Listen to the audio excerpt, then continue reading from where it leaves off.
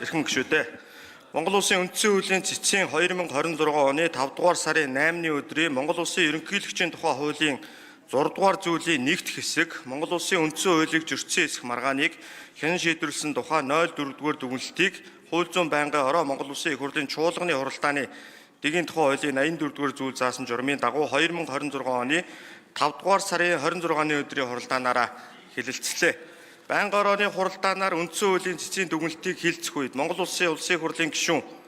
Уян Гишиг 2019 оны үндсэн хуулийн нэмэлт өөрчлөлтөд уялдуулан ерөнхийлөгчийн тухай хууль шинжлэх ёстой байсан бөгөөд өнөөг хүртэл өөрчлөгдөөгүй байх хугацаанд буюу 2021 онд ерөнхийлөгчийн сонгуул үндсэн хуулийн шин зохицуултын хүрээнд явагдсан мөн ерөнхийлөгчийн хуулийн холбогдох заалтыг үндсэн хуулийн цэц төтгөлзүүлсэн хууль эрх зүйн эргэлзээтэй байдлыг бий болгож байгаа талаар Улсын их хурлын гишүүн сайн зориг Монгол Улсын үндсэн хуулийн 2019 оны нэмэлт өөрчлөлтийг хэрэгжүүлэх хүрээнд Улсын их хурлын 2020 оны 2 дугаар тогтоолоор баталсан хууль тогтоомжийг нийцүүлэх хуваарь тусгагдсан арга хэмжээг хэрэгжүүлэх, холбогдох хууль тогтоомжийг шинжилэн боловсруулах, нэмэлт өөрчлөлт оруулах ажлыг зохион байгуулахыг засгийн газарт үүрэг болгосон бөгөөд засгийн газар хүлээсэн үүргээ биелүүлэхээс үүдээ энэхүү нөхцөл байдал үүссэн талаар Улсын их хурлын гишүүн Баярбатар засгийн газар Улсын их хурл 2019 оны үндсэн хуулийн нэмэлт өөрчлөлтөд уялдуулан хуулиудаа хугацаанд нь шинжилж чадаагүй асуудлаа бодитоор үнэлэхийн зэрэгцээ хүчингүй болох ёстой 4 жил гэсэн зохицуултыг хууль зүйн процессор хэрэгжүүлээгүйгээс үндсэн хуулийн цэц төтгөлзүүлсэн гэх дүгнэлт гарах нөхцөл бүрдэж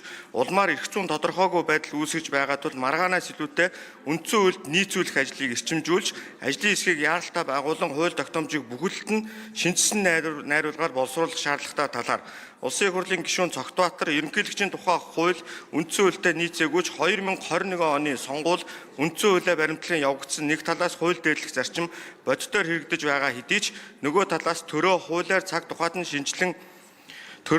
цаг тухайд нь шинжилэн боловсронгуй болгоогүй зохицуултын хоцрогдлыг бий болгосон байдлыг давхар илэрхийлж байна. Ийм нөхцөл сонгуул явуулах нь зүй ёсны биш тул цаашид илүү хариуцлагатай ажиллах шаардлагатай байгаар тус үг хэлж байр сууриа илэрхийлсэн болно. Монгол Улсын ерөнхийлөгчийн тухай хуулийн 6 дугаар зүйлийн нэгд хэсэгт ерөнхийлөгчийн бүрийн эрхийн хугацаа үндсэн хуулийн 30 дугаар зүйлийн 2 дахь хэсэг зааснаа 4 жил байна гэж заасны 4 жил гэсэн нь Монгол Улсын үндсэн хуулийн 30 дугаар зүйлийн 2 дахь хэсгийн ерөнхийлөгчөөр 6 жилийн хугацаагаар зөвхөн нэг удаа сонгоно гэснийг зөрчсөн байна гэсэн Монгол Улсын үндсэн хуулийн цэцгийн 2026 оны 4-р дүгнэлтийг байнгын орооны хуралдаанд оролцсон гишүүдийн олонх буюу 61.1% хүлээн зөвшөөрөх зүйтэй гэж үзсэн болно. Улсын их хурлын эрхэм гишүүдээ Монгол Улсын үндсэн хуулийн цэцгийн 2026 оны 5 дугаар сарын 8-ны өдрийн 4-р дүгнэлтийг хилцсэн талаарх хууль зүйн байнгын орооны санал дүгнэлтийг хилцэн шийдвэрлэж өгөхийг та бүхнээс хүсье. Анхаарал хандуулсанд баярлалаа.